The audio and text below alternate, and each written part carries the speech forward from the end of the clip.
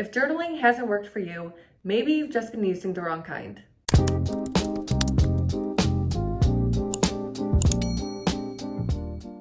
Hi, my name is Maddie, and today I want to go over different types of journaling that you can do.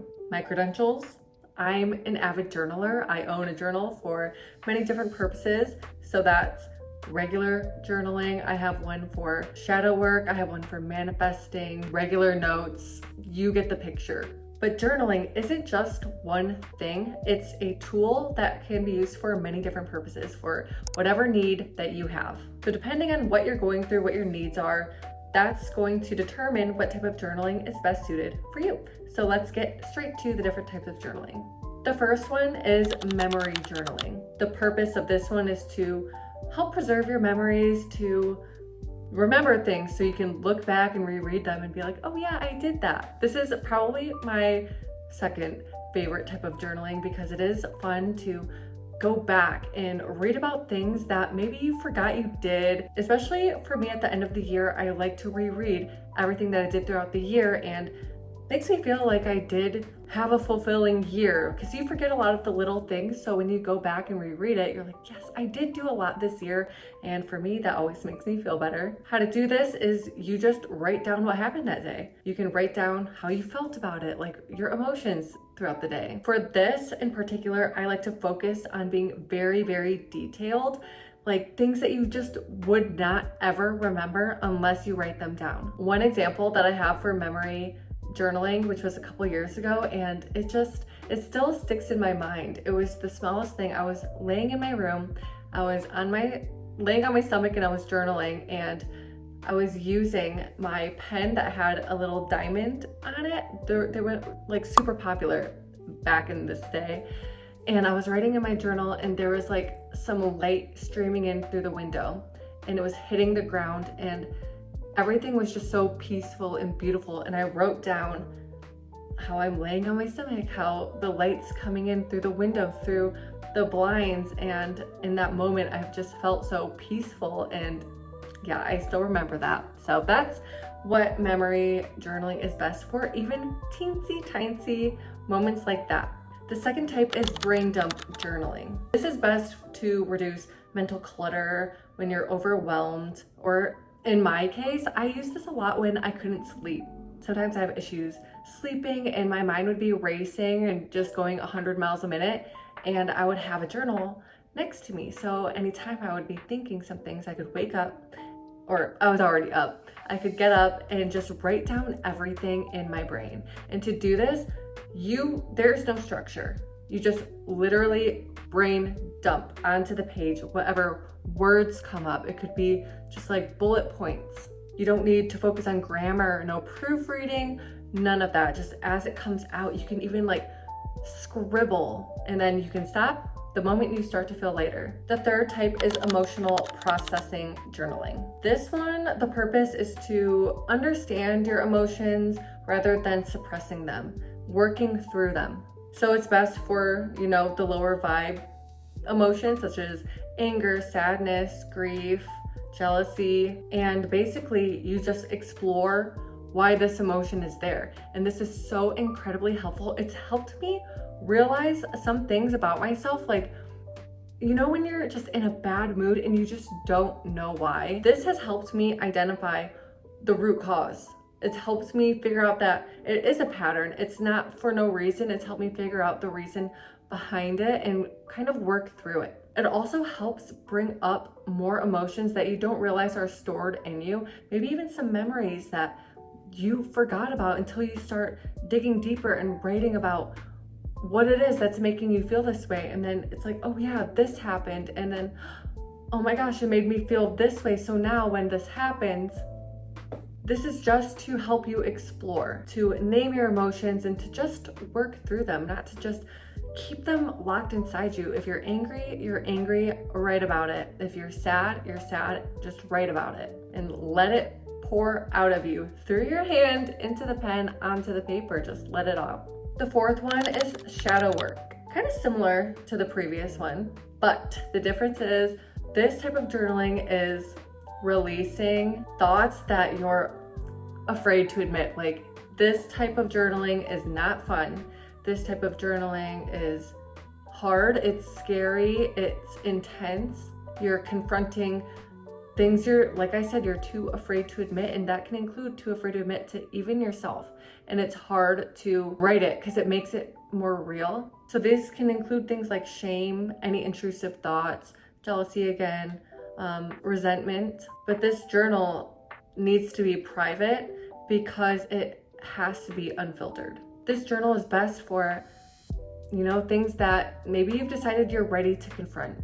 And this is the place to do it. This has helped me work through some traumatic things or things that set triggers for me in my current life that happened like way in the past that is too painful to talk about, but it comes to a point where you want to heal and move on. And I used shadow work for this. I found a lot of my prompts on Pinterest or online that just pertain to my situation. This one is really hard. I do want to make a separate video on shadow work because I think it is truly helpful and it's helped me in a lot of ways. I just think there's so much that can go into it and to be careful with.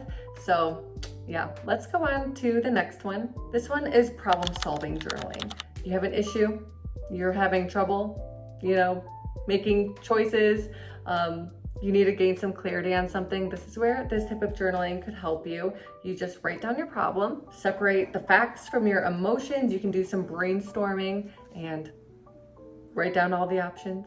That one's pretty self-explanatory. You're just working out, making some choices on paper. It's easier to see when it's in front of you. The sixth type is self-concept and identity journaling. I do have a video on some guided prompts for this type of journaling, and I love doing this because it works. I swear it works. This is best for rewiring how you see yourself. It's best for gaining confidence, for personal growth, for your identity. And basically what you do, you just write from the version of yourself that you want to become. So there are a couple of steps that are involved in this type of journaling, such as just identifying who it is that you want to be, what they're like, what they dress like, what their habits are. And then from there, you just journal as if you are already that person. And it's exciting because over time, you slowly shift into that person because you're writing from their mindset. You step into that mind of that version of you and you normalize it within yourself. And slowly, it's inevitable, you're going to slowly evolve into that person. So this one can help reinforce some new habits or your new traits that you want for yourself. Number 7 is gratitude journaling. And this is to just shift your perspective from maybe wanting things or being ungrateful to realizing that you have everything that you need already around you. Like you already have everything you need. This is best for when you're feeling burnt out or if you're in a low mood, if you're just feeling like you don't have enough, I guess. And when we're doing this, try to avoid, don't be fake positive about things. Don't try to force any feelings of happiness. We're not faking it. Just focus on small, real things in your life that you're grateful for. And then you can build up as necessary. I don't know, I used to think that when I gratitude journaled, I had to summon up an emotion so big and overwhelming of gratitude. Oh my gosh, I'm so grateful for this. On the verge of tears. But I realized that's not how, for me at least, true gratitude feels like. For me, gratitude feels like I'm peaceful, I'm here, I'm content. Just a hint or a tip if you're trying to gratitude journal, but it's too hard to kind of bring these feelings of gratitude, you don't need to feel a big, huge, positive emotion. The 8th type of journaling is future or vision journaling. It's not quite manifesting journaling. I do a whole big thing when it comes to manifesting. So I will actually make a separate video on manifesting journaling. This one is just kind of a simplified version of it that still works it's kind of like vision boarding, just a journal entry. So it's best if you're feeling lost in life, if you don't really know your direction, if you're feeling a little bit unmotivated, because this can kind of re-inspire that spark in you. You need to see in your mind, first of all, what it even is that you want for your future. Where are you? Who are you? Who are you with? Where do you live? And then just write it down in extreme detail. How are you feeling? That's the biggest thing, is like identify the feeling that you have as you're envisioning these things. And kind of like the previous journaling tip, don't try to force big, huge emotions that you probably won't be feeling, because again, these things that you want for yourself in your future, they're your new normal. So you're not going to be like, right now it's your normal. Every day, are you feeling like big, huge, oh my gosh, I'm so grateful, this is so, probably not. So when you're in your new normal, you're going to feel like this is normal. Difference is you might feel a little bit more peaceful. You might feel a little bit more content again. So focus on those feelings as you just write down your future. Lastly, number 9 is check-in journaling. This is like for those low energy days, and I'm gonna give credit to this one to my dad. He was at my house like a couple weeks ago, and he was journaling, and he was doing 2 sentences. That's it, just 2 sentences. So I was like, I'm gonna steal that.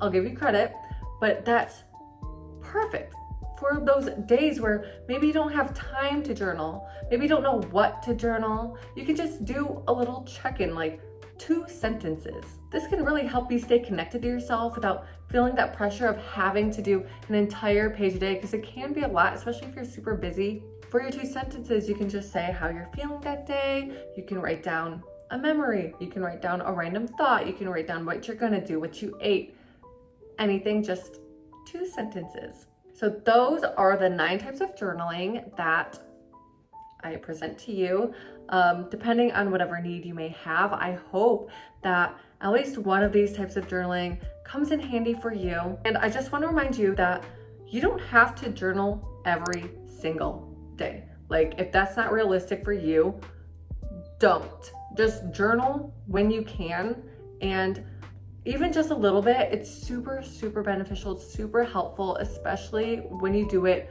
with a purpose. So if this video was helpful at all, please like, please subscribe, please leave a comment on if there's any other types of journaling that maybe you do that I left out. But anyways, thank you so much, and hopefully we'll see you next time.